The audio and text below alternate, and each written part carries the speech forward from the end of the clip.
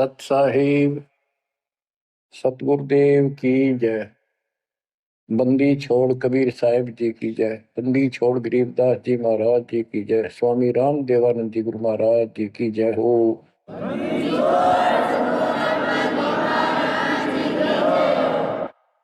सर्व संतों की जय, सर्व भक्तों की जय, धर्मी पुरुषों की जय। श्री काशी धाम की जय, श्री सुडानी धाम की जय, श्री क्रोथा धाम की जय, श्री बरवाड़ा धाम की जय। सत साहिब गरीब नमो नमो सत पुरुष को नमस्कार गो की नहीं। सुर नर मुनि जन साधु संतो सर्वस दीन। सतगुरु साहिब संत सब दंडोतम प्रणाम। आगे पीछे मत हुए तिनको जा कुर्बान। बच्चों,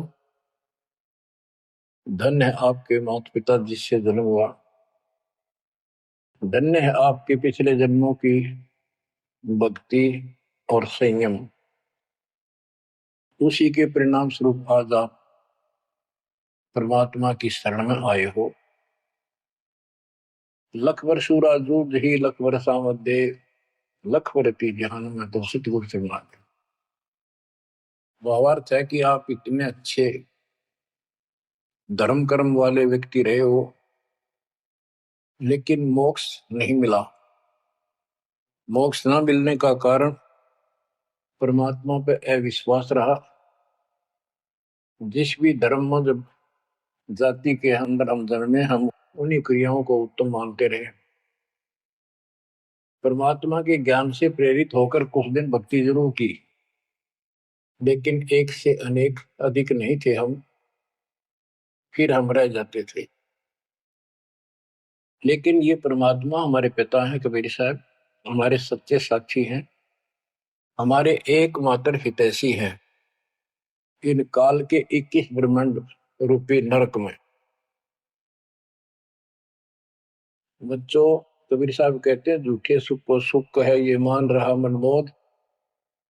ये सकल कभी ना काल का कुछ मुख में कुछ क्रोध। हम इस झूठे सुख को सुख मान रहे हैं। थोड़ा सा धन हो गया, कार कोठी होगी, बेटा बेटी होगी, और फिर सारा दिन बकवादों से अतिरिक्त कुछ नहीं सोचता। धन जोड़ लो, हेरा फेरी कर लो, और अधिक पैसा हो जाता है, राजनीति में आ जाऊं, यानी मई माँ की भूख बनी रहती है। और ये हमारे जन्म मरण का मुख्य कारण है। जैसे आप धर्मदास जी के प्रसंग में सुन रहे हो, कितनी तड़प थी, कितना धन था, लेकिन कुछ भी बन ले, राजा बन ले, महाराजा बन ले, सेठ बन ले, और चाहे गरीब निर्धन बन। अब निर्धन को तो वैसे संतुष्टि नहीं हो चाहता, धन चाहिए। धन है तो सुख है। जिसका संतान नहीं है वो चाहता संतान है तो सुख है। कोई सेठ धनवाला सोचता है कि मुझे कोई सुख नहीं। सुख तो इन राज्य महाराजों को होता है। राज्य महाराजों को सपने में भी सुख नहीं होता। बच्चों, यह बात जिस दिन आपके हृदय में बैठ जाएगी कि ये सुख है ही नहीं, रात को भी नींद नहीं आती इन राजाओं को, नेताओं। लेकिन कुछ दिन कमांड चलती है इनकी, इसी में फूले रहते हैं। फिर ये भी सोचते हैं कि स्वर्ग में सुख होगा। स्वर्ग के राजा इंद्र, वो भी महादुखी, 24 घंटे टेंशन रहती है, कोई तप करके और तेरे राज ने छीन ना ली।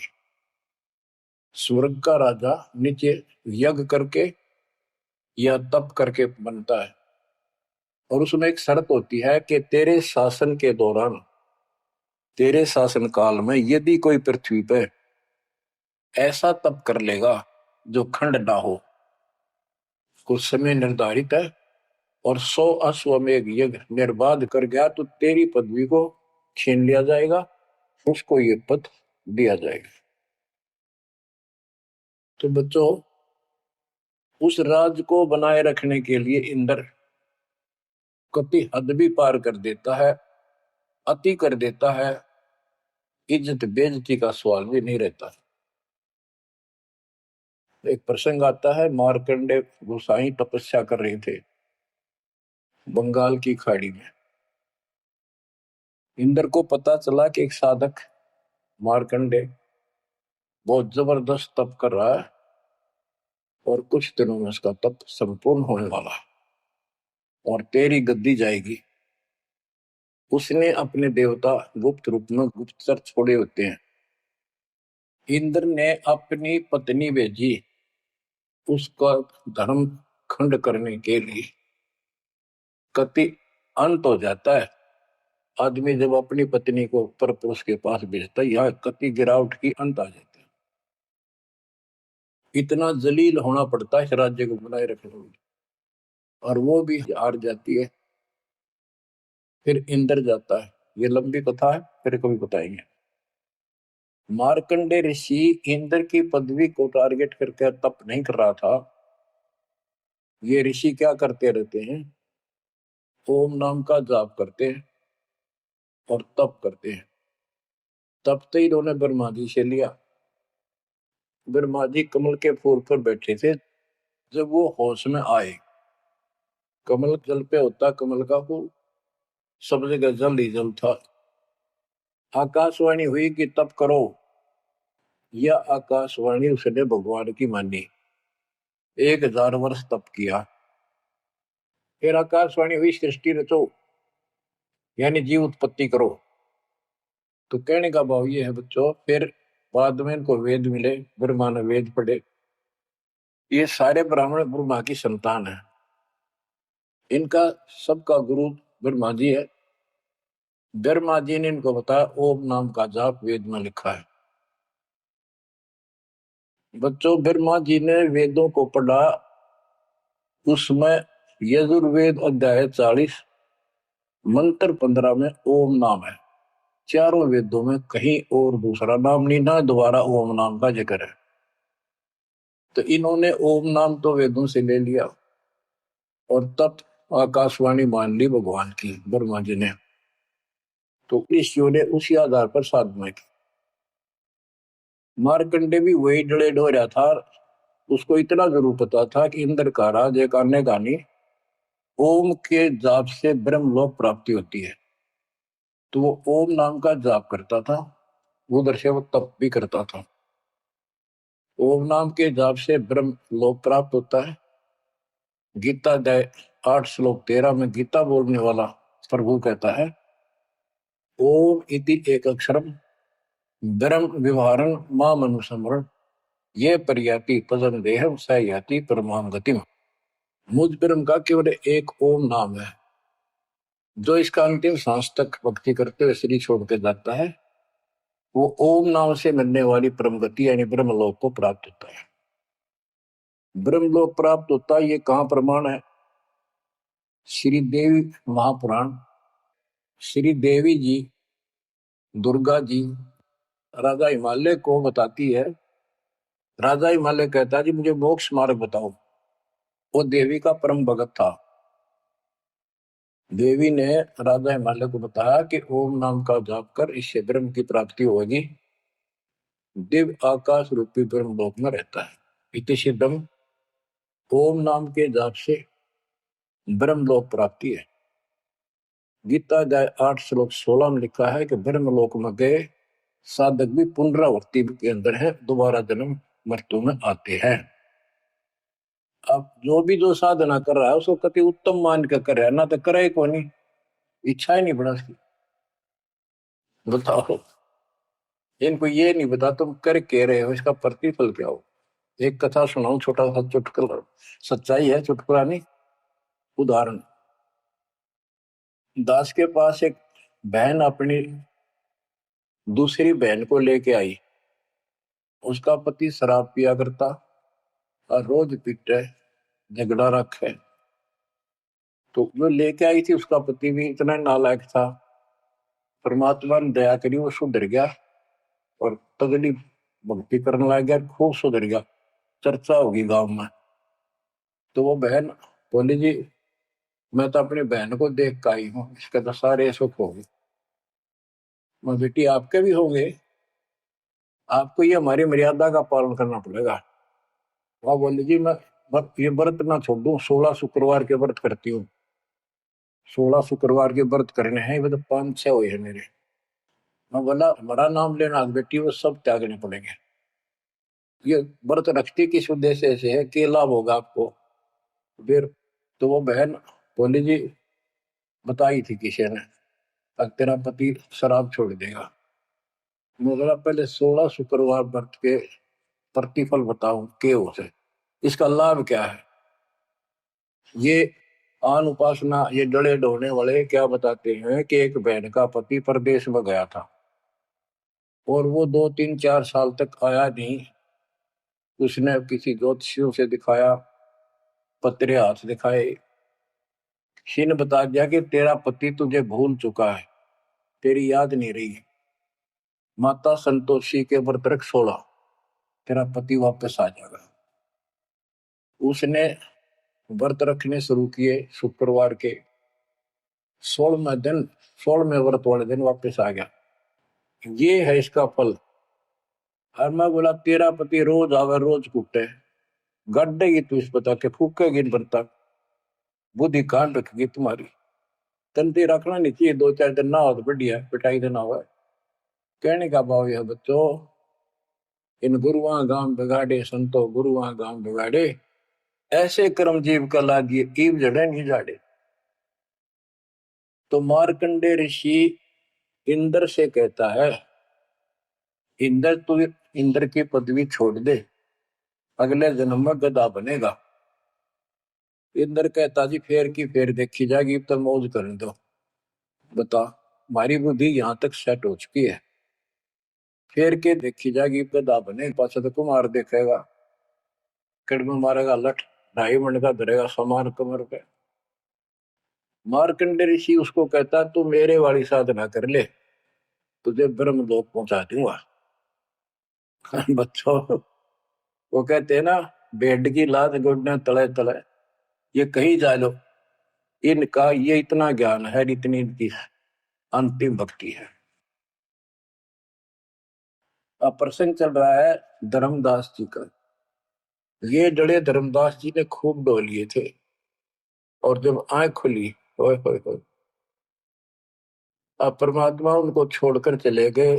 दोनों पति पत्नी देखते ही रह गए, आंखों में आंसू टपक रहे थे। ओझल हो गए भगवान जब गली से अंदर आए, राग खूब रोए अंदर बैठ के। ताकि पता नहीं आऊंगे कि ना आऊंगे ना, ये गांव नाम बताते, ये भी कमाल हो गया। परमात्मा कराते आए तो धर्मदास जी ने बोले खुशी मनाई, चरण पकड़ के बहुत कुछ प्रश्न उत्तर किए। आखिर में कहने लगे धर्मदास जी, हे प्रभु अवगत कला तुम्हारी, हम है कीट जीव वे बिचारी, सत्य लोग तुम वर्ण सुनावा, शोभा पुरुष अनसन सत भावा। हे परमात्मा आपने सतलोक बताया, आपने परमात्मा की शोभा बताई, वहां रहने वाले हंसों का भी बड़ा गजब का सुख बताया। कैसे न देश राज व आही, चित इच्छा पर वो देखन ताई। कि वो कैसा देश है, कैसा लोक है, मेरा मन करता है उसने देखो। परमात्मा बोले धर्मदास ये निर्घनी काया, निर्घनी ये बेकार, इसमें डंगा भरा पड़ा, काम क्रोध लोभ विष्टा थूक ब्लड टट्टी पेशाब, इसमें कैसे दर्शन होगा उस भगवान के। मैं जो बताता हूं तू ऐसे भक्ति शुरू कर दे, और जब शरीर छोड़ के जाएगा तो आपको परमात्मा के दर्शन हो जाएंगे। वहां सतलोक भी देखिए, वहां सारे अपने बहन भाइयों में खुशी करे ना। धर्मदास ये निर्गनिकाया, ये तन पुरुष दर्श के में पाया, इस तन में भगवान कैसे दिखेगा। तन ठीक का जो पूरा हो भाई, सतलोक तो देखो जाए। जब ये तेरा शरीर का समय पूरा हो जाएगा जीवन, फिर इसको छोड़ के सतलोक देख ली जाके। धर्मदास के चरण होरा, हे प्रभु तिरसा मिटाहो मोरा। शरण टेक प्रभु विनवे तो ही, पुरुष दर्श बिन कल नहीं मोही। दोनों चरण पकड़ के धर्मदास ने बोला, ये भगवान एक में दिखा दो, मेरी यह भगवान के दर्शन की प्यास मिटा दो, उसके दर्शन बिना मुझे एक पल भी चैन नहीं होगी।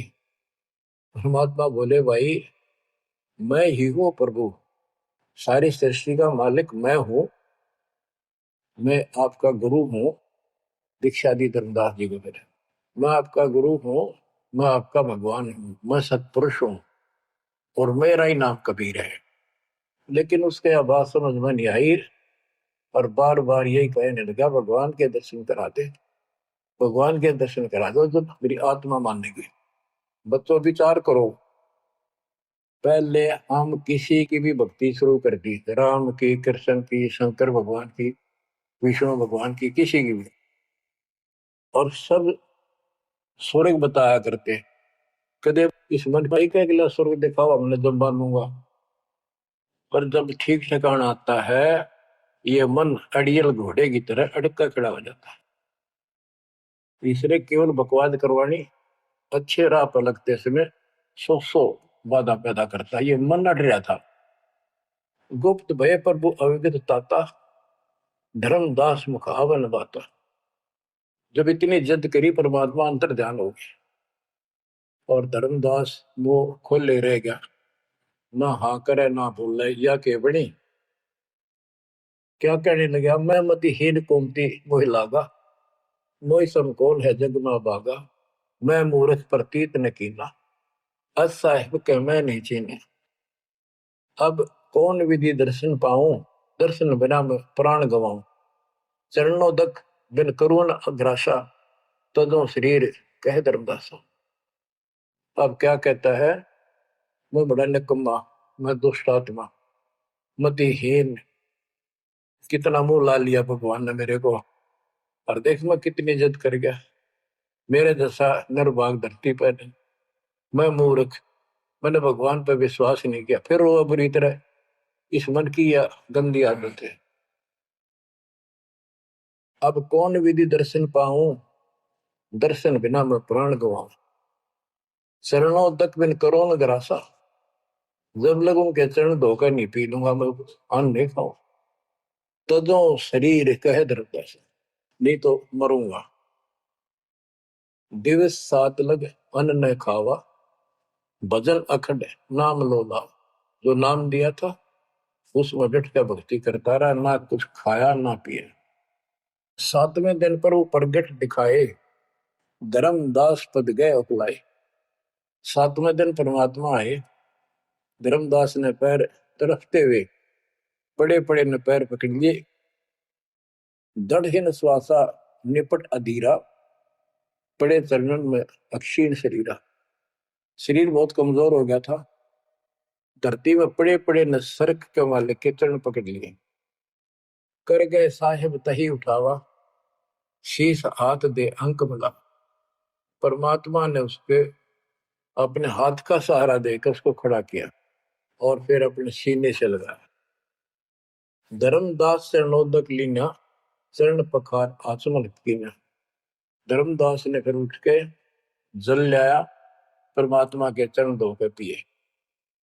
परमात्मा बोले, हे धर्मदास, प्रसाद कुछ पाओ, कुछ खा लो। कर प्रसाद तो मुंह पे आओ, मेरे पास आओ फिर तो, और फिर मैं तुझे सारा ज्ञान बताऊंगा। तो धर्मदास ने जल्दी जल्दी कुछ खाया। उसका ये टेंशन थी कि चले ना जा। थोड़ा बहुत खाया, पानी पी कर पटदे से आगे बैठ गया। धर्मदास का शरनाई, सुन प्रभु अगर अपार, 7 दिवस कहाँ रहे, कौन देश पगडार। तो परमात्मा से पूछने लगा है, भगवान आप कहाँ रहे, कैसे कैसे रहे, कहाँ गए। फिर उसी बात पर आकर गया, हे प्रभु चिंता गढ़ करो मोरा, पुरुष दर्श देव करुण्य हो रहा। मैं हाथ जोड़ू, आपके निहोरे निकालूं, मुझे भगवान के दर्शन दिखा दे।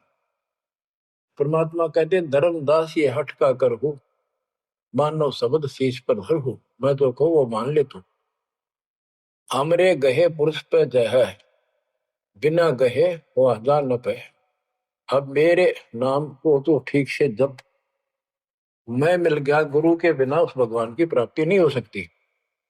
हमसो पुरुष ऐसा आही, जल तरंग जल अंतर नाही।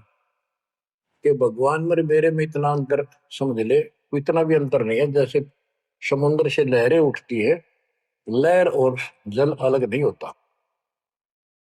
बच्चों, धर्मदास जी को खूब समझाने की चेष्टा की कि हमरी सूरत गहो चितलाई, तभी पुरुष पथ दर्शन पाई। मेरे को भगवान रूप समझो, तब मालिक की प्राप्ति होगी। से हृदय प्रतीत असाने, गुरु और पुरुष भिन्न नहीं जाने। गुरु और परमात्मा को अलग नहीं समझा, तो शिष्य में ऐसी श्रद्धा होनी चाहिए। जब लो चित असरीति ने आवे, जब लग ऐसा भाव नहीं होगा, तब लग जीव लोक नहीं सतावे। धर्मदास चित बहु सकाने, चरण टेक वो विनती ठाने। सारा कुछ कह लिया भगवान ने, पर उसने अपनी बात को ऊपर रखा। परमात्मा भी चाहते थे कि मैं एक अपना आई विटनेस तैयार करूं।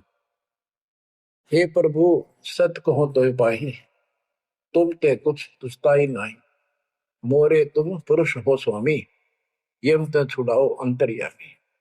हो प्रभु, वर्णव लोक की शोभा, ताते आदि मोर मन लोभा। आपने इतना सुंदर लोक बताया, वहां के इतने सुख बताए, तो इसलिए मैं देखना चाहता। तब लीला बहुत हम देखा, आपके चमत्कार मैंने बहुत देख ली। पुरुष दर्श बिन रह ये रेखा, भगवान के दर्शन नहीं कर लूंगा, इतना मेरे मन का दोष निकले नहीं। जो किंकर पर हो दयाला, तो छिन में होएगा पुरसाला। कि मेरे दिल का कांटा जब निकलेगा, जब आप यह दया कर दोगे। तब परमात्मा ने कहा, धर्मदास ठीक है, चलो। बच्चों, उस समय परमात्मा, कबीर जी और धर्मदास अकेले उसके एक बगीची सी थी, उसमें थे। दोनों ही जने थे। धर्मदास जी की आत्मा को लेके परमात्मा ऊपर चले गए। पीछे से लोगों ने देखा, घर वालों ने जाके देखा, धर्मदास आया नहीं, क्या हो गया। वो बेहोश पड़ा, जैसे कोमा में होता है, मरा नहीं। 3 दिन तक ऐसा रहा। मालिक को ऊपर लेके गया। धर्मनी जो ऐसो चित के ना, तन तद चल लोक प्रवीणा। छोड़ इस शरीर को, चल मेरे साथ। राखो तन गौर ले हंसा, ता पहुंचे जा काल ही संसा। क्षण एक में पहुंचे जाई, अवगत लीला लखे को पाए। शोभा लोक देख सुख माना, उदित असंख्य शशि और भाना। इतना प्रकाश उस लोक का, जैसे असंख्य सूर्य और चांद उदय हो गए हो। परमात्मा कबीर जी जिंदा बाबा के रूप में थे। जब सतलोक में पहुंचे और जब उस परमात्मा के महल के सामने सतलोक में संतरी खड़ा था, परमात्मा बोले, भाइयों, मृतलोक से एक हंस आए हैं, धर्मदास इनका नाम है, और इनको वह परमात्मा के दर्शन कराओ सतपुरुष के। द्वारपाल ने एक और भगत को बुलाया और कहा, इनको सतपुरुष के दर्शन करा के लाओ, महल में ले जाओ, दरबार में। जब वो लेके चला धर्मदास जी को, बहुत से भगत और आगे हंस हंसनी, यानी जैसे यहाँ भगत कहते हैं वहां हंस कहते हैं, भगतमती कहते हैं, वहां हंसनी कहते हैं। हंस का अर्थ है, हंस एक पक्षी है जो बुगले जैसा होता है, कति सेम टू सेम। लेकिन उसका गुण ये होता है, वो मांस मच्छी नहीं खाता, भूखा मर जाएगा, केवल मोती खाता है। अर्थात संत भगत वो होता है जो सब बकवाद छोड़ दे, केवल राम नाम के मोती सेवा सुमन दान करे, उनको हंस कहते हैं। तो काफी हंस इकट्ठे होकर आगे भगत और हंसनी भगतमती। बच्चों, जैसे दास बताता रहता है जो बच्चे स्कूल में सुख लेना चाहते हैं और वहां बकवादों में लगे रहते हैं, वो सदा दुखी होते हैं। अपनी पढ़ाई पूरी करके बढ़िया नौकरी मिल जाए, फिर नाचो गाओ, वहां सुख लो सारा। नाचने गाने का मतलब यहाँ पृथ्वी लोक पर रहना नहीं। भाव ये है कि जब आप सतलोक चले जाओ तो वहां मौज करियो सारी है। यहाँ का है का नाचना, कित का गाना, एक पलक में पता नहीं क्या हो जाए। तो जैसे सतलोक में दूसरे धर्म वाले कई कहते हैं, तो सतलोक की महिमा बताते हैं कि सतलोक में प्रकाश ही प्रकाश है, वहां और कुछ है ही नहीं। वो आत्मा उसमें ऐसे मिल जाती है जैसे बूंद समुद्र में। ये पूरा राधा स्वामी पंथ, सच्चा सौदा वाले, सरसाले, देव गुरुदेव वाले और भी सब इस यह रटला रहे, वहां कुछ नहीं है। और आंखों देखा धर्मदास क्या बताता है, वाणी पढ़ता हूँ, ये वैसे लिखी हुई है पुराने समय की, शुद्ध नहीं है इतनी, लेकिन अर्थ गजब का है इसका। कहते हैं, जित देखा जगमग झलका ही, देखत हर्षित भय ही भाई। धर्मदास ने जहां देखा इतनी सुंदरता प्रकाश में गजब का नूर चमक, देख देख खुश हो रहा है। द्वारपाल हंस जो रहिया, ता में एक हंस से कहिया, ए हंस तुम जाओ लिवाई, पुरुष दर्श दे आनो भाई। इसको धर्मदास को ले जाओ, परमात्मा के दर्शन करा के वापस यहीं ले आना। चले लिवाए पुरुष पे जहां, अचानक हंस वो आए तब ही, वहां बहुत से अचानक और हंस आगे वक्त। करत कोलाहल मंगल चारा, शोभा अद्भुत अंग अपारा। ओहो, उनके जो वहां पर भगत आए और भगतनी आई, इतने गजब के सुंदर शरीर देखते ही बने। उनके गले में रत्नों की माला और जगमग दे, बहुत गजब का, बहुत सुंदर कपड़े पहन रखे, अमर चीर शोभा धर्माए। अनसन भाल शोभा के वर्णो, धर्मदास कहता है कि उन हंसों के माथे की शोभा क्या बताऊं, बहुत गजब की। रवि करतारों षोडश चंद्र भाल छिवि लहू, यानी 16 चंद्रमा का प्रकाश हो उनके माथे की, इतनी चमक थी, इतना नूर था। हंस कांति प्रतिरोम प्रकाशा, हीरा मणि उदित रोमासा। उनके शरीर की इतनी गजब की शोभा थी, प्रत्येक की, रोम रोम की, जैसे हीरा मोती चमक रहे हो। उनके शरीर का प्रकाश षोडश रवि, अनसन छवि मोहा, देह प्राण शुभ अमृत शोभा। उनके शरीर की शोभा 16 सूर्यों के प्रकाश जितनी थी। अब वहां भगवान के दरबार में पहुंच जाते हैं वो लेकर के, सिंहासन से भी देखत मनमोहा। ओहो, सुरती हंस अग्रानी अगाने, सत्य पुरुष सकल देखत अरसाने। वहां लेकर गए नाचते गाते हुए। जब उसने भगवान को देखा, धर्मदास जी ने, तरह गजब का प्रकाश, एक रोम शरीर के बाल की चमक, करोड़ सूर्य करोड़ चांद मिला दे। एक रोम रवि शशि कोटि सा, एक रोम की शोभा करोड़ सूर्य और चंद्रमा जैसी। पुरुष प्रकाश सतलोक अंजोरा, ताने पहुंचे निरंजन चोरा। कि उस सतलोक का इतना सुंदर प्रकाश है, वहां ऐसी व्यवस्था है कि वहां ये काल निरंजन, ये चोर नहीं जा सकता, यानी इसका वहां भय नहीं है। अब सुनो, 4-5 पंक्तियों में कमाल कर दिया। पुरुष कबीर देखा एक भाई, धर्मदास पुन रहे लज्जाई। वहां पर परमात्मा, तो सतलोक का मालिक, असंग ब्रह्मांड के तकत पर सिंहासन पर विराजमान था, वो वही सूरत थी उनके साथ धरती से नीचे से आया था। ओहो, देखो, ये तो लिखा कबीर सागर में, ये वो सुना रहा हूं। और वास्तविकता आपको बताई कि परमात्मा स्वयं उसको साथ लेकर गए और वो चौर करने लगे उसके ऊपर। हमने इसका रस निकालना, सारा रस निकालना है। कबीर सागर का बहुत अड़ंगा कर रखा है इन्होंने, फिर भी हमने निष्कर्ष देखना है जब धर्मदास जी ने देखा कि ये कबीर इनका सेवक है और ये है भगवान, उसमें रूप दो थे। जब परमात्मा खड़े हुए और जिंदा बाबा वाला रूप उस तख्त पर विराजमान हुआ, बच्चों जिसको धर्मदास भगवान मान रहा था वो खड़े हुए सतपुरुष और परमात्मा जिंदा बाबा वाले वेश सिंहासन पर विराजमान थे, और वो चवर लेकर खुद परमात्मा उस कबीर जिंदा बाबा पर करने लगे।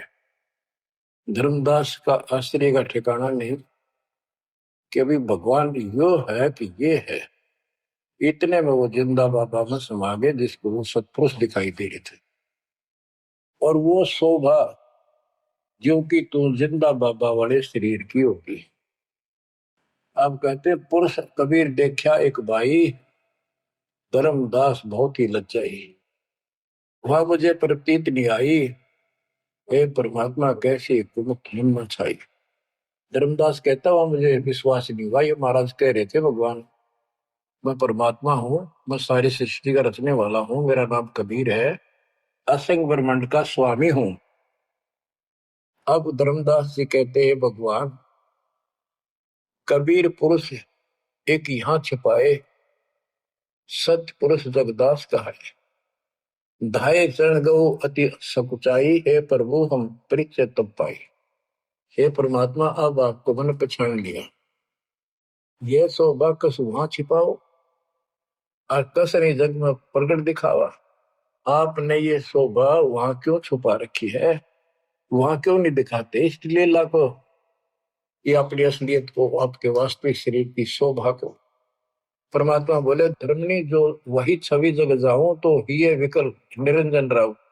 यदि मैं इस शोभा युक्त नीचे जाऊं तो काल निरंजन पागल हो जाए, और मैंने उसको वचन दे रखा है कि मैं अपना ज्ञान समझा के जीव को लाऊंगा। और वैसे बच्चों परमात्मा आज हमने ले जा, हम टिक नहीं सकते वहां पर, भूल जाओ इन बातों, ये तो कहने की बातें हैं।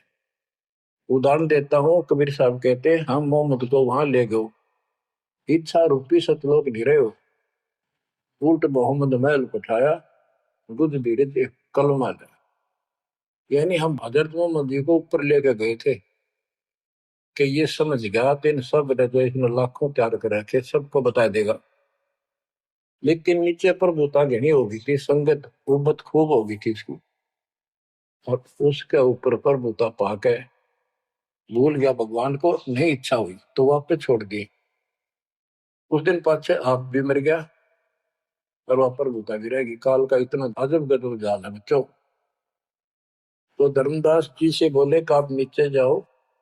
धर्मदास जी बोले भगवान ये वहां ना भेजो, यही रख लो मेरे दाता, इस नरक में मत भेजो। अब मैं नहीं जाऊं दाता वहां पर। परमात्मा बोले भी ऐसे नहीं बात सुनेगी, वहां तुम जा चिंता ना कर, मैं तेरे साथ रहूंगा और सत भक्ति दूंगा, उससे आपकी भक्ति गजब की बन जाएगी और भक्ति युक्त होकर यहाँ आएगा, वैसे यहाँ ठिकाना नहीं मिलेगा तेरे। और दूसरी बात है कि तूने सब कुछ देखा है, नीचे औरों को बता, तेरे भाई बहनों को विश्वास होगा। धर्मदास कहता है मोहे राख लियो महाराज हमसे बिगड़ी है, मोहे राख लियो महाराज हमसे बिगड़ी है, बिगड़ी है महाराज हमसे, बिगड़ी है महाराज हमसे, बिगड़ी है हमें नांगा लो महाराज काल की नगरी है तुम्हें, ना भेजो महाराज काल की नगरी है। रो बुरी तरह, जैसे किसी ने आग में धकाया करे जबरदस्ती मर तो राख लो महाराज हम गंदे हिसाब से। अब पता चला उन सारे भक्तों ने बताया तुमने ऐसी गलती करी थी भाई, इसलिए दुख पा रही कि हमने खुद बिगाड़ी अपनी किस्मत। तुम रख लो दाता, ना भेजो मेरे मालिक, पैर पकड़े रोवे। परमात्मा बोले भाई ऐसा ना कर, वापस चल और वहां पर मैं तेरे साथ रहूंगा, भक्ति कर, कोई दिक्कत नहीं आने दूंगा मैं तेरे को, चिंता ना करी, तेरे पीछे पीछे ने फिरूं था मैं। और ये सारे ठाठ मैंने दे रखे थे तेरे को वहां पर, निकाल तो सारा कचू मन निकाल दे 1 मिनट में। धर्मदास को फिर हौसला हुआ और तीसरे दिन शरीर में वापस आया। आसपास सारे रिश्तेदार भी आ गए 3 दिन में। सारा गांव क्यों सेठ था, पैसे वाला था, लोग जोरदे बैठे, ना मरता ना जिंदा, इसका क्या हाल हो गया। परमात्मा ने बताया मैं काशी में हूं, एक जुल्हे का काम करता हूं, मेरा नाम कबीर है, मेरा गुरु रामानंद जी है, स्वामी रामानंद, जो वहां के प्रसिद्ध संत हुआ करते थे। धर्मदास जी सचेत हुए, उठे तो देखा चारों तरफ हाहाकार मच रहा, वो जिंदा हो गए तो एकदम खुशी की लहर आ गई। आमनी भी रोए, तो वो कहने लगा क्या हो गया तुमको।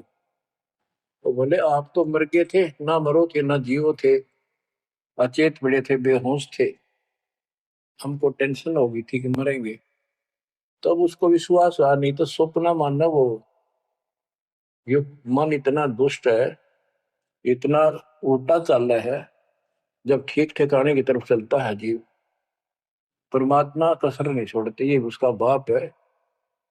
तो तब धर्मदास को विश्वास हुआ, रे तेरे की सचमुच मैं तो सचखंड गया, सतलोक गया था। फिर उनको बताने लग गया सारी, मैं वहां गया था, सतंदा बाबा भगवान है, खुद है, सारी सृष्टि के रचने वाले हैं, ब्रह्मा विष्णु महेश, तब उनके सामने कुछ भी नहीं है। वो रिश्तेदार आए थे तो चले गए, पागल हो गया, बांटन दे, जिंदा हो गया शुक्र है। लेकिन जिसका लागे वो तंदर।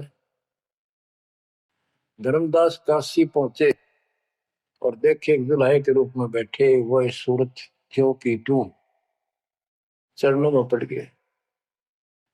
आसपास के कॉलोनी के लोग आगे बुलाए, बताओ पूछे कौन है, ये सेठ है, ऐसे ऐसे कांधोगढ़ का प्रसिद्ध सेठ है।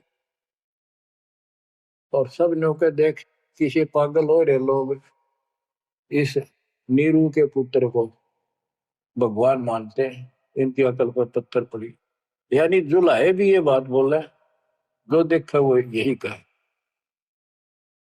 धर्मदास जी ने चरण पकड़ कर छोड़े नहीं, परमात्मा गलती बहुत होगी, हे दयालु माफ करो।